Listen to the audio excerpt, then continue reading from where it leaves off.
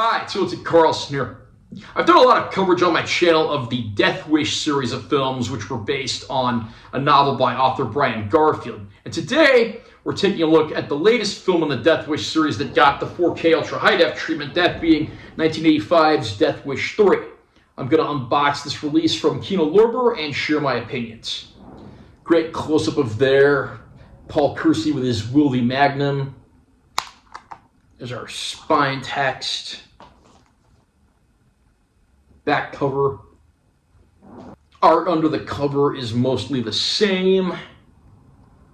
Inside the case we have our 4K Ultra High Def disc, which includes the film plus commentary tracks, and a Blu-ray disc which has the film and those commentary tracks plus some additional bonus features. Brand new HDR Dolby Vision Master from a 4K scan of the 35mm original camera negative. If you can't find justice, he'll make his own. The legendary Charles Bronson is back as Paul Kersey, notorious vigilante in Death Wish 3. He is stalking the mean streets of New York, and they've gotten meaner. Kersey has returned to the rotting apple at the invitation of a friend from Korean War days whose neighborhood is terrorized by a gang of vicious young thugs. Arriving only to find his buddy slain, Kersey resolves to terminate the hoodlum's crime wave and restore the neighborhood to its people. Alone, but armed to the gills with guns, knives, even a bazooka, Kersey ventures out into the urban battle zone with a message for every hood around. Come and get me. He is one law and order man who doesn't believe in governmental capital punishment, but that's because Kersey is capital punishment.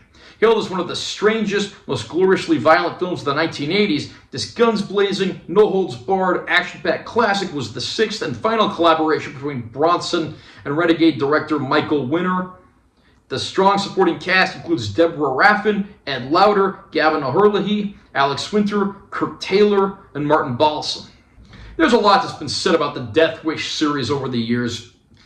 The first film is pretty much universally considered to be the best, whereas a lot of people just absolutely revile the sequels, thinking that it's the same regurgitated premise of exploitation and violence over and over again. I personally, on the other hand, can't get enough of these movies because I love seeing Charles Bronson just blow away the street trash. These are villains who you just want to see get their comeuppance, and when it finally comes, you can't help but stand up and cheer.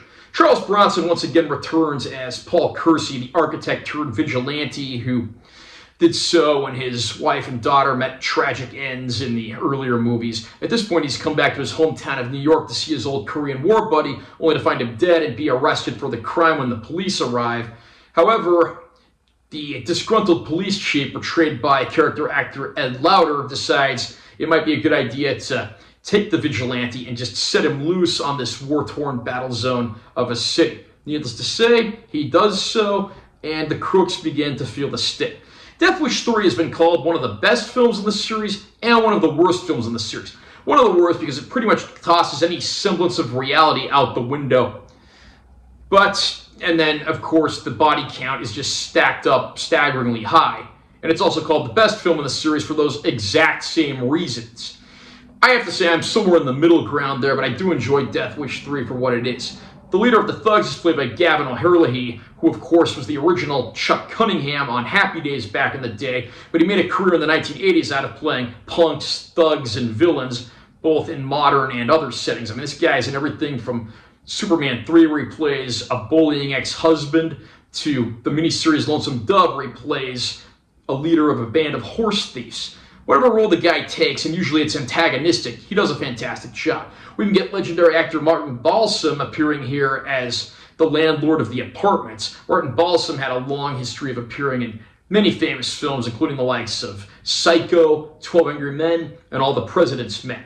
And one of the lesser thugs is played by a young, then unknown Alex Winter in his first feature film role. Winter would go on to forever be known for playing Bill S. Preston Esquire in the Bill and Ted series of films. He also would appear in the classic vampire film The Lost Boys. So you get a great cast here. Much of the movie was actually shot in England on fabricated sets, so you get kind of an odd hybrid of stuff shot in New York and stuff shot in England to look like New York.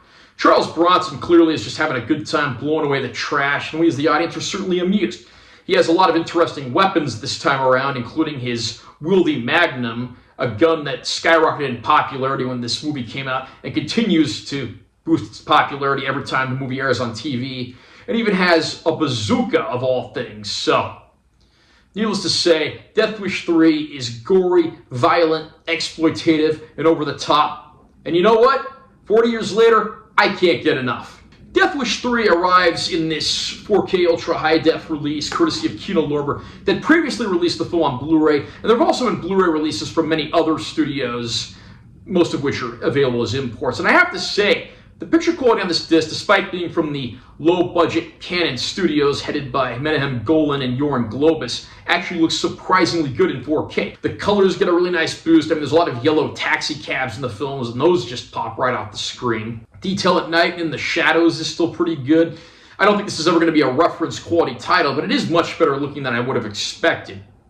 It is amazing how even some of these low-budget exploitative films can look absolutely fantastic on 4K, and I'm happy to say Kino Lorber's release of Death Wish 3 is no exception to the rule. We get the same supplement package that was on Kino's earlier Blu-ray release, those including an interview with actor Kurt Taylor, who plays the thug called the Giggler in the film. We get an alternate ending to the film, which is really just a little thing tacked on to the end of the end credits. We have to sit through like the last 10 minutes of the movie to get to that, which is a little tedious. And that also has alternate commentary that's available for viewing. And we get 2 commentary tracks on here as well. One with Paul Talbot, the famed Charles Bronson expert, and then a newer one with film historian Steve Mitchell and Nathaniel Thompson. So, not a massive supplement package, but there's certainly plenty here for the fans. I think fans of the Death Wish series will be very happy with what Kino Lorber's done for the 4K Ultra High Def release of these movies, and I can very highly recommend this release. However, if you are not familiar with the Death Wish films, these are not for the squeamish or the easily offended. How about you? What did you think of Death Wish 3? Where would you rank this in the series of Death Wish films? Comment down below and let me know what you think. Also, remember to subscribe to this channel for more content. I'm always posting new videos. And make sure to give this one a like if you found it helpful. I'm T. Carlson. I'll see you next time.